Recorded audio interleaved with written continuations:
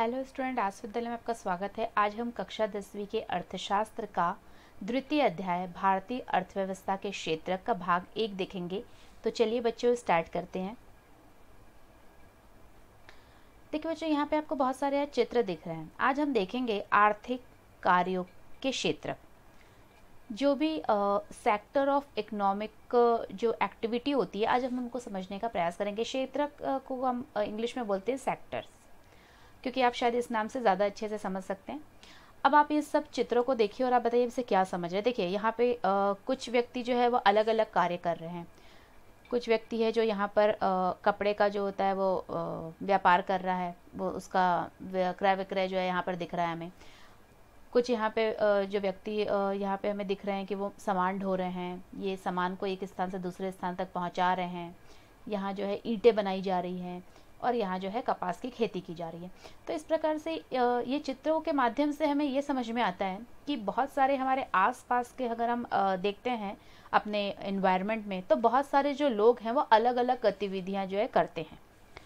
अब अगर हमें इसे इकोनॉमिक्स में या अर्थशास्त्र की भाषा में बोले तो इसे हम ये बोल सकते हैं कि विभिन्न प्रकार के जो ग्रुप्स हैं, जो समूह होते हैं, वो हमारे आसपास के जो इन्वायरमेंट है, जो हमारे समाज हैं, उसमें अलग अलग कार्य जो है वो करते रहते हैं।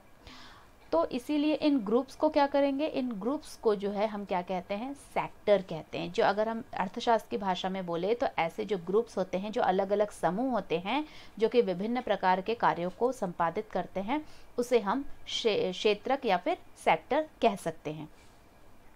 तो आइए हम समझने का प्रयास करते हैं कि कौन कौन से सेक्टर होते हैं। इसे हम अर्थशास्त्र में 3 भागों में बांटें। पहला होता है प्राथमिक क्षेत्रक, दूसरा है द्वितीय क्षेत्रक और तीसरा होता है तृतीय क्षेत्रक। तो हमें देखेंगे कि ये जो सेक्टर्स अलग अलग होते हैं वो कौन कौन सी वस्तुओं का उत्पादन करते हैं या सेवाओं का जो है वो सेवाएं उनके द्वारा प्रदान की जाती है। तो आज हम इन सब चीज़ों को समझने का प्रयास करेंगे। आप लोगों को विभिन्न आर्थिक गतिविधियों में कार्यरत पाएंगे। जैसा कि बच्चों आपने ये चित्र में देखा था, जो ये चित्र की मैं बात कर रही हूँ, आपने देखा कि इसमें जो लोग हैं वो अलग अलग गतिविधियों में लगे हुए हैं। कुछ लोग जो है वो मैन्युफैक्चरिंग का काम कर रहे हैं, कुछ लोग जो है वो प्रोडक्शन या उत्पादन का काम कर रहे हैं, और कुछ लोग जो होता है वो सर्विस का काम कर रहे हैं, मतलब सेवाएं दे रहे हैं। इसमें से कुछ गतिविधियां वस्तुओं का उत्पादन करती है और कुछ अन्य सेवाओं का सृजन करती है। वस्तुओं का उत्पादन से आपका क्या मतलब है? जो कि वस्तुओं को उत्पादित कर रहे हैं। जैसे कि आप किसान को देख लीजिए, जो कि खेती करता है और वस्तुओं का बहुत सारी फसलों को उगाता है। और सेवाओं से हम क्या समझते हैं? सेवाएं होती हैं जो कि आपको सेवा प्रदान की जाती है। जो ये उत्पादन का कार्य होता है, इनको हेल्प करने के लिए, इनका डेवलपमेंट करने के लिए जो सेवाएं होती हैं उसको यहाँ पे दर्शाया गया है। अब हम इन गतिविधियों को कैसे समझ सकते हैं कि जो हम इकोनॉमिकल जो सेक्टर की बात करते हैं, जो आर्थिक क्षेत्र की हम बात कर रहे हैं, उन्हें हम कैसे समझ सकते हैं? तो इसको समझना बहुत आसान है। हम इसे 3 भागों में वर्गीकृत कर सकते हैं, जैसा कि मैंने आपको पहले ही बताया है। और इसके आधार पे जो है हम ये जानेंगे कि अलग अलग क्षेत्र में क्या क्या कार्य जो है वो किए जाते हैं। तो आज हम इन्हें समझने का कोशिश करते हैं। इन्हें समझने का एक तरीका यह है कि कुछ महत्वपूर्ण मानदंडों के आधार पर इन्हें विभिन्न समूहों में वर्गीकृत कर दिया जाए। मतलब इसे बहुत सारे जो है अलग अलग समूहों में बांट दिया जाए, और इन समूहों को क्षेत्रक भी कहते हैं। ये जो समूह होते हैं, ये जो ग्रुप्स होता है, इसे हम क्षेत्रक या सेक्टर कहते हैं। उद्देश्य और किसी महत्वपूर्ण मानदंड के आधार पर इन्हें अनेक तरीकों से वर्गीकृत किया जा सकता है।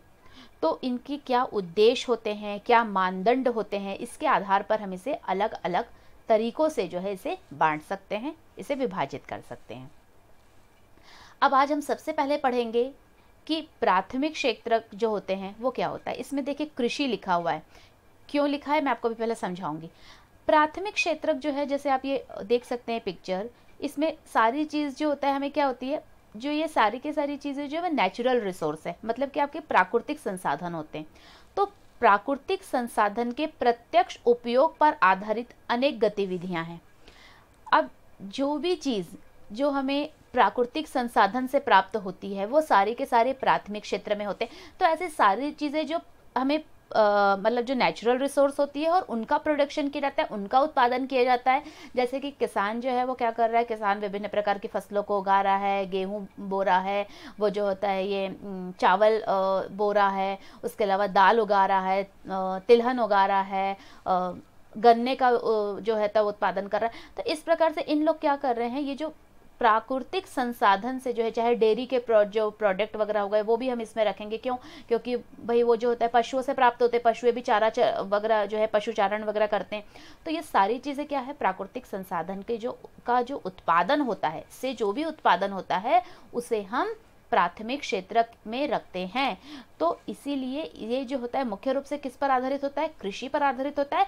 इसीलिए इसे प्राथमिक क्षेत्र के साथ साथ कृषि क्षेत्र के एग्रीकल्चर सेक्टर के नाम से भी ये जाना जाता है।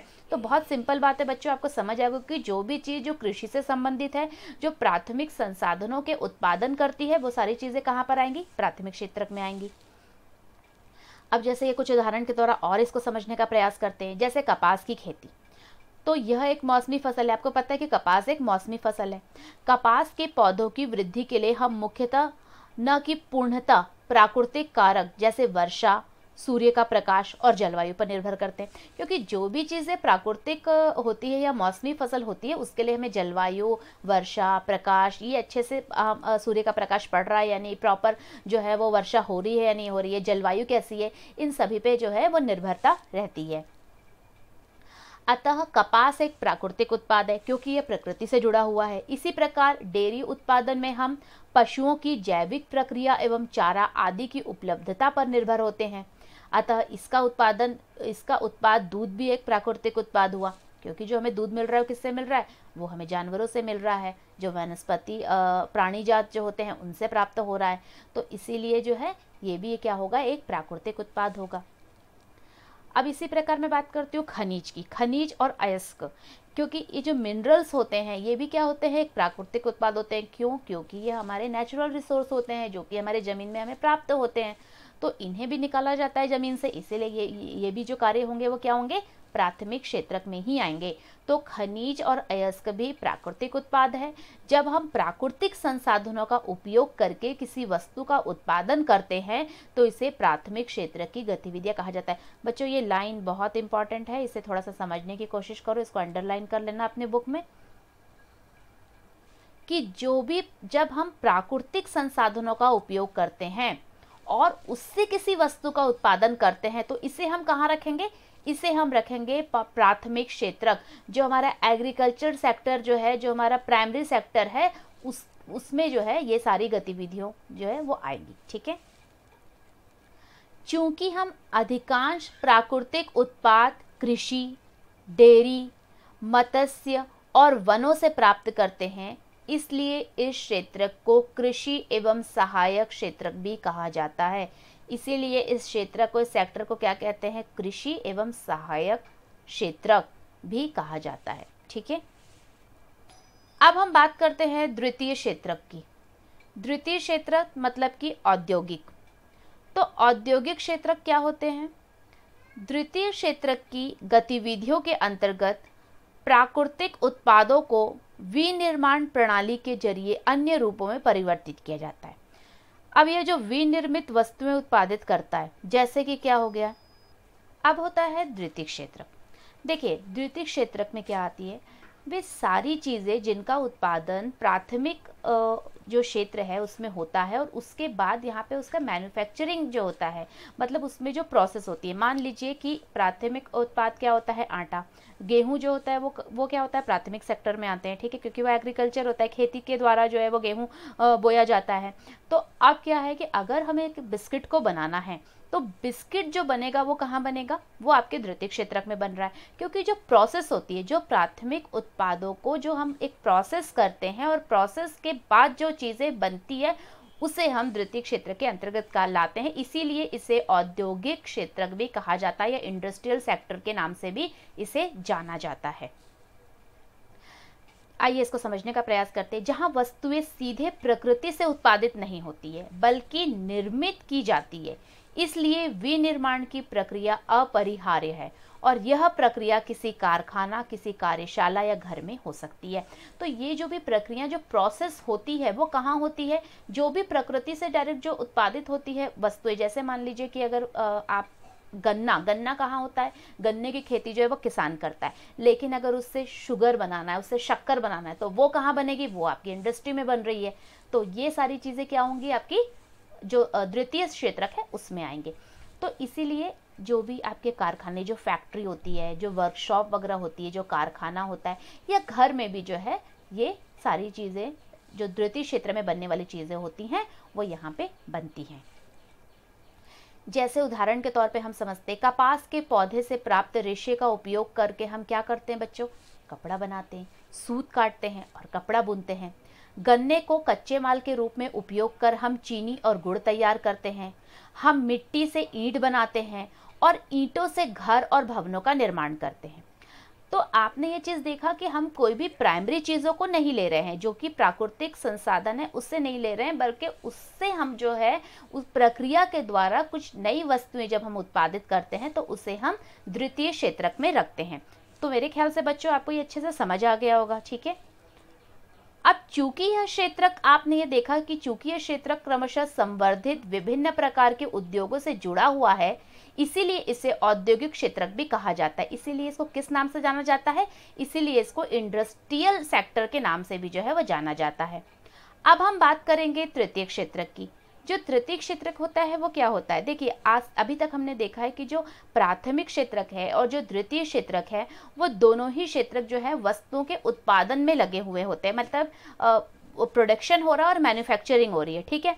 लेकिन जो तृतीय क्षेत्रक है बच्चों, ये सेवाएं प्रोवाइड कराते हैं, जो सर्विस होता है, इसीलिए इसे तृतीय क्षेत्र को सर्विस सेक्टर के नाम से जाना जाता है। ये गतिविधियां प्राथमिक और द्वितीय क्षेत्रक के विकास में मदद करती हैं, अन्य क्षेत्रों के विकास में मदद पहुंचाता है। आप इस चित्र को देख सकते हैं, जैसे कि बहुत सारी चीजें हैं जो कि उत्पादित होती है, मैन्युफैक्चरिंग होती है, तो उसको लाने ले जाने के लिए हमें क्या आवश्यक होता है? सेवाओं की आवश्यकता होती है। जैसे कि आप ये ट्रक को देख सकते हैं, ठीक है। तो ये सारी चीजें जो हैं, आप इसमें देखिए, कंप्यूटर है, कैफे है, ये सब क्या होगी? सर्विस सेक्टर के अंतर्गत आती है। मतलब कि जो प्राथमिक और द्वितीय जो क्षेत्रक हैं उनको, उनका डेवलपमेंट करने के लिए, उनके विकास में मदद करने के लिए ये तृतीय क्षेत्रक का निर्माण किया गया है। और आज हम देख सकते हैं कि हमारी अर्थव्यवस्था में ये तृतीय क्षेत्रक जो है वो सबसे महत्वपूर्ण है। ये गतिविधियां स्वतः वस्तुओं का उत्पादन नहीं करती, बल्कि उत्पादन प्रक्रिया में सहयोग या मदद करती है। तो ये जो गतिविधियां होती हैं वो वस्तुओं का उत्पादन नहीं करती है, लेकिन क्या करती है? जो उत्पादन प्रक्रिया होती है उसमें ये मदद करती है, सहयोग करती है। जैसे प्राथमिक और द्वितीय क्षेत्रक द्वारा उत्पादित वस्तुओं को थोक एवं खुदरा विक्रेताओं को बेचने के लिए ट्रकों और ट्रेनों द्वारा परिवहन करने की जरूरत पड़ती है, ठीक है। तो जैसे कि क्या होता है कि जो प्राथमिक और द्वितीय क्षेत्रक में जो भी वस्तुओं का निर्माण होता है, ठीक है, उनको बेचने के लिए क्या होती है?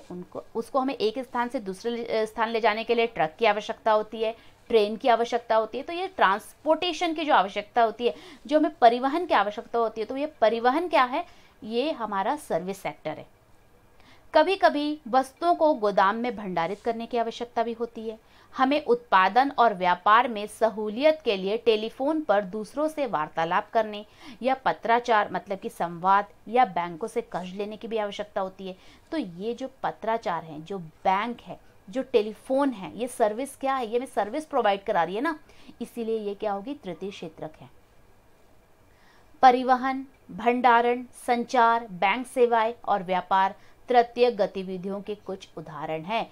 चूंकि ये गतिविधियां वस्तुओं के बजाय सेवाओं का सृजन करती है, इसलिए तृतीय क्षेत्रक को सेवा क्षेत्रक भी कहा जाता है, जो कि मैंने आपको पहले ही बताया।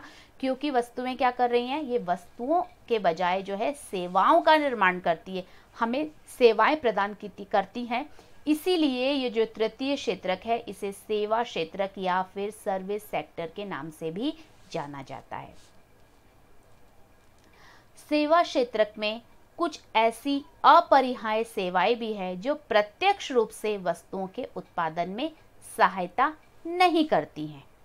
तो कुछ ऐसी सेवाएं भी है जो प्रत्यक्ष रूप से वस्तुओं के उत्पादन में सहायता नहीं करती हैं, जैसे हमें शिक्षकों, डॉक्टरों, धोबी, नाई, मोची एवं वकील जैसे व्यक्तिगत सेवाएं उपलब्ध कराने वाले और प्रशासनिक एवं लेखाकरण कार्य करने वाले लोगों की आवश्यकता होती है।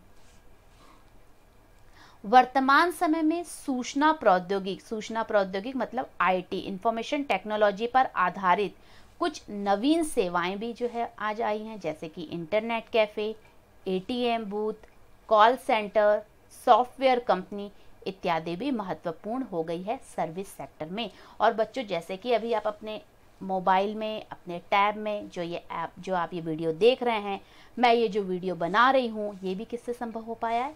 इसी सर्विस सेक्टर के। तो मेरे ख्याल से बच्चों आपको अच्छे से समझ आ गया होगा कि आज हमने 3 तरीके के जो है क्षेत्रक को समझा है। So what did we learn today? आज हमने क्या पढ़ा और क्या सीखा?